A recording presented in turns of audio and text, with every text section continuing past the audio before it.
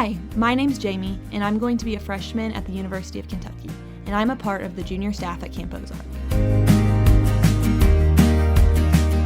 Ozark has always felt like home to me, so I was super excited when I got the chance to come back and serve as part of the J staff.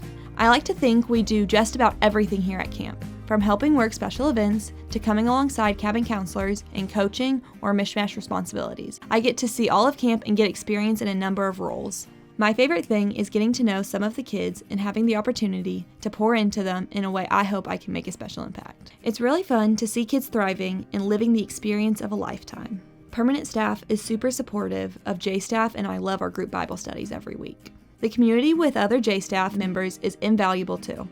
I made some lifelong friends here, and I wouldn't trade these relationships for anything. All in all, I love being outside in these beautiful mountains.